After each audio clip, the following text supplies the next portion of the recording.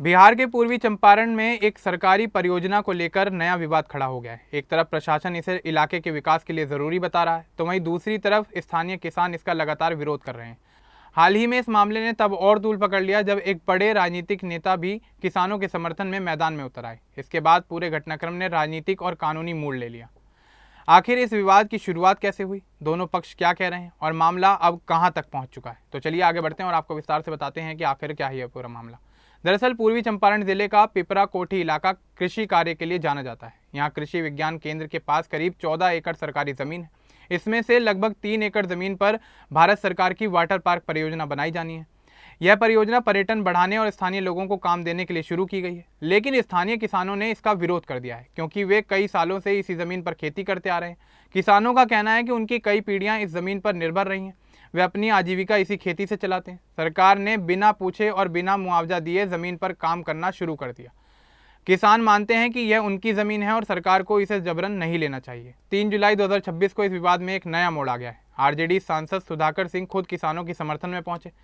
उन्होंने किसान सभा की बैठक में हिस्सा लिया। बैठक के बाद वे किसानों के साथ विवादित जगह पर गए। सांसद ट्रैक्टर पर सवार होकर जमीन जोतते नजर आए। इसकी तस्वीरें सोशल मीडिया पर काफ़ी तेज़ी से वायरल हो गई। इस घटना के बाद प्रशासन और पुलिस काफ़ी ज़्यादा सक्रिय हो गए हैं। पिपरा कोठी थाने में सांसद सुधाकर सिंह समेत कुल 57 लोगों के खिलाफ एफआईआर दर्ज की गई। इनमें 27 लोगों के नाम साफ लिखे गए और 30 अज्ञात लोगों को भी आरोपी बनाया गया है। पुलिस का आरोप है कि इन लोगों ने समूह बनाकर निर्माण कार्य रोका, सरकारी काम में बाधा डाली और मौके पर मौजूद कर्मचारियों के साथ धक्का मुक्की और मारपीट की गई। पुलिस अभी पूरे मामले की जांच कर रही है। उपलब्ध वीडियो, फोटो और गवाहों के बयानों के आधार पर आगे की कार्रवाई की जाएगी। पुलिस ने कहा कि कानून व्यवस्था बनाए रखने के लिए जरूरी कदम उठाए जाएंगे।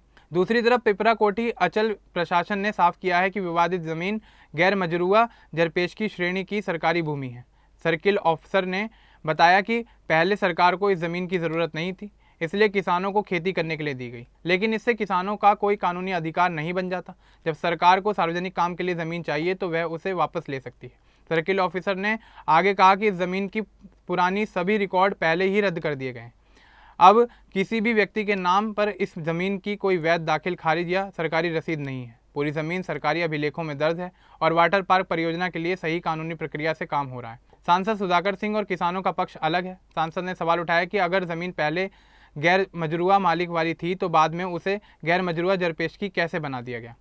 उन्होंने आरोप लगाया कि किसानों के अधिकारों को नज़रअंदाज करके जबरन ज़मीन ली जा रही है। सांसद ने कहा कि जब तक किसानों को न्याय नहीं मिलता उनका आंदोलन जारी रहेगा। किसानों ने कहा कि बिना उनकी सहमति और उचित मुआवजे के ज़मीन पर कब्जा नहीं किया जा सकता। वे प्रशासन से मांग कर रहे हैं कि या तो यह ज़मीन वापस कर दी जाए या परियोजना के लिए कोई दूसरी जगह दी जाए। प्रशासन का दावा है कि यह परियोजना पूरे क्षेत्र के लिए फायदेमंद है। वाटर पार्क बनने से पर्यटक ज़्यादा आएंगे, स्थानीय युवाओं को नौकरियां मिलेंगी, होटल, दुकानें, गाइड आदि के काम बढ़ेंगे, क्षेत्र की अर्थव्यवस्था मजबूत होगी और सामाजिक विकास होगा। इसलिए विकास के काम को किसी भी हाल में नहीं रोका जाएगा। विवाद अब राजनीतिक रंग ले चुका है। आरजेडी सांसद के शामिल होने से विपक्षी दल सक्रिय हो गए हैं। वे कह रहे हैं कि सरकार किसानों की उपेक्षा कर रही है। अब इस आंदोलन को और बड़े स्तर पर फैलाने की तैयारी चल रही है। दूसरी ओर सत्ताधारी दल और प्रशासन विकास कार्य पर जोर दे रहे हैं। उन्होंने कहा कि कुछ लोग राजनीतिक फायदा उठाने के लिए इस मुद्दे को बढ़ा रहे हैं। फिलहाल इस मामले में पुलिस की जांच जारी है। निर्माण स्थल पर सुरक्षा बढ़ा दी गई है। किसान धरना स्थल पर बैठे हुए हैं और आगे की रणनीति बना रहे हैं। सांसद सुधाकर सिंह ने कहा कि वे किसानों के साथ अंत तक खड़े रहेंगे। यह पूरा मामला जमीन के स्वामित्व, किसान अधिकार और विकास परियोजनाओं के बीच टकराव को दिखाता है। बिहार में अक्सर सरकारी जमीन पर खेती करने वाले किसान ऐसे विवाद में फंस जाते हैं। कानूनी रूप से देखें तो गैर मजरूआ जमीन पर किसानों का कब्जा लंबे समय तक रहने से भी स्थायी अधिकार नहीं बनता, लेकिन किसान भावनात्मक और आजीविका के आधार पर लड़ रहे हैं।